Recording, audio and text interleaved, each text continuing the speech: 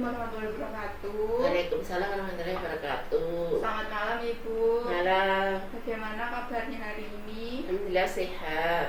Alhamdulillah. Perkenalkan, saya Pulut Arum Pratiwi, mahasiswa profesi Fakultas Keperawatan Universitas Jember. Kedatangan saya ke sini, saya ingin berbagi sedikit informasi kepada Ibu mengenai penyakit Ibu tentang asma ya Bu ya. Yes. Nah, di sini saya mau memberikan edukasi tentang teknik relaksasi nafas dalam pada penderita asma.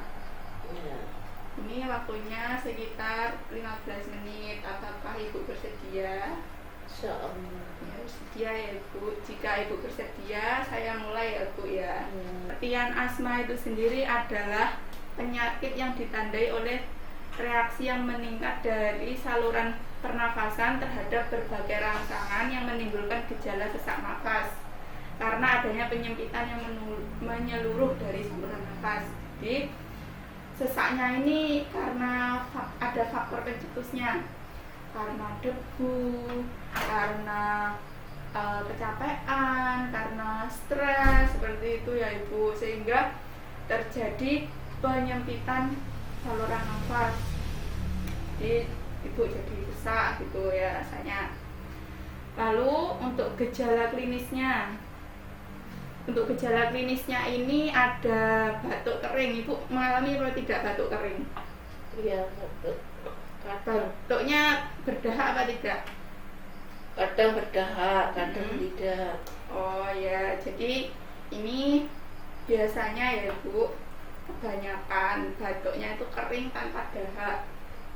Di dahaknya itu kayak tersumbat di dalam tubuh. Lalu adanya bising nafas. Di nafasnya itu tidak seperti orang normal itu Bu suaranya. Iya. Mengi gitu ya Bu ya. Iya.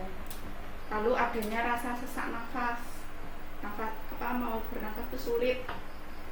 Lalu adanya otot bantu pernafasan. Jadi dadanya itu gini Bu ya, biasanya gitu ya. Iya. Dadanya mengembang lebih cepat gitu. Lalu gelisah. Jadi orang asma itu nggak bisa kalau ditanya-tanya, soalnya kan lagi asma itu gak karuan kan rasanya ya, gelisah jadinya.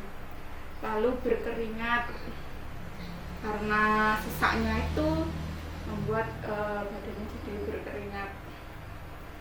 Nah, ini dampaknya jika tidak segera ditangani bisa mengakibatkan kekurangan oksigen dan asmanya menjadi yang menetap. Ini bahaya sekali Bu ya. Jadi kalau kekurangan oksigen itu kan, manusia itu kan hidupnya kan butuh oksigen ya, setiap hari bernafas. Kalau kekurangan oksigen ya pasti kesulitan ya dalam mempertahankan jalan nafasnya. Lalu untuk penanganan serangan asma, nih Bu, kalau asmanya kambuh, itu pilihlah posisi bernafas yang nyaman. Biasanya setengah duduk, posisinya seperti itu. Lalu melakukan latihan nafas dalam. Nah, habis saya menjelaskan asma ini nanti saya akan mengajari Ibu caranya latihan nafas dalam. Selanjutnya yaitu memberikan minuman hangat kepada penderita asma.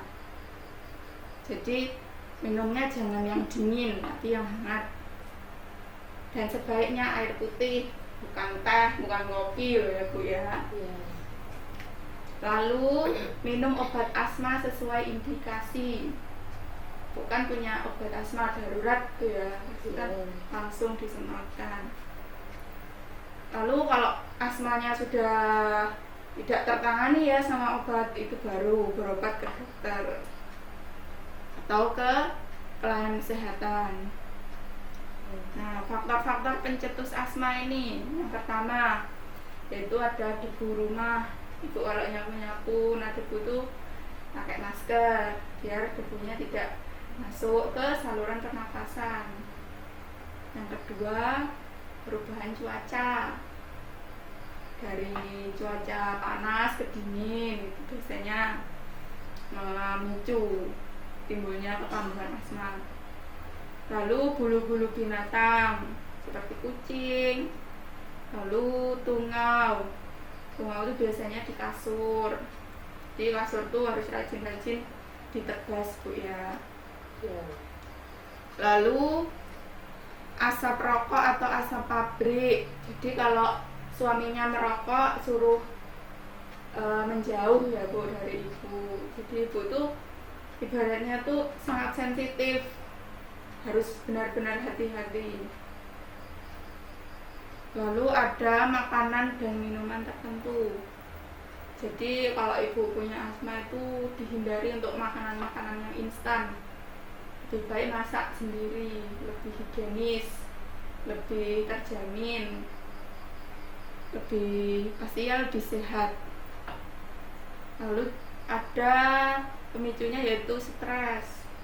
Kalau ibu punya asma jangan terlalu stres.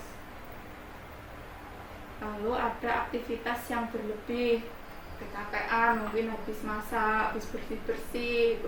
Kalau sekiranya sudah capek itu istirahat sebentar, duduk gitu ya Bu. Iya. Sampai sini apa ada yang ditanyakan? Enggak ya Bu. Nah, kalau tidak saya lanjutkan tentang relaksasi nafas dalam.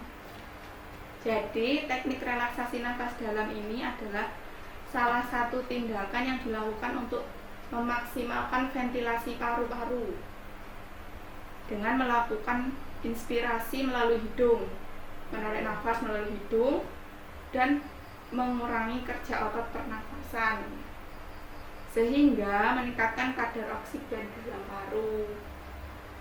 Tujuannya yaitu untuk mencapai ventilasi yang lebih terkontrol dan efisien dan mengurangi kerja bernafas. Jadi biar nafasnya itu lebih terkontrol, tidak sesak.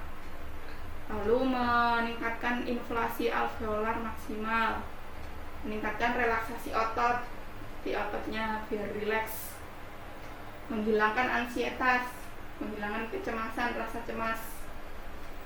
Lalu ada menyingkirkan pola aktivitas otot pernafasan yang tidak berguna. Lalu melambatkan frekuensi pernafasan. Jadi kalau orang asma kan frekuensi pernafasannya cepat. Nah, dengan relaksasi nafas dalam ini bisa dilambatkan frekuensi pernafasannya. Lalu mengurangi udara yang terperangkap serta mengurangi kerja bernafas. Untuk manfaatnya ini meningkatkan ventilasi paru, pertukaran gas dalam paru itu ya Bu ya. Lalu meningkatkan oksigenasi dalam darah, mengurangi gejala nyeri atau sesak pada pernafasan, mencapai ketenangan yang mendalam. Lalu untuk memacu otak menjalankan fungsinya secara maksimal, jadi otaknya bisa bekerja secara maksimal. Dan yang terakhir memperbaiki fungsi paru-paru. Baik, selanjutnya kita praktekkan ya Bu teknik relaksasi nafas dalam. Ibu posisinya lurus ya. Itu. Lalu kemudian tarik nafas melalui hidung ya Bu. Saya hitung 1 sampai 3, kemudian ditahan, lalu dikeluarkan melalui mulut secara perlahan. Bisa ya Bu? Insyaallah bisa. Baik.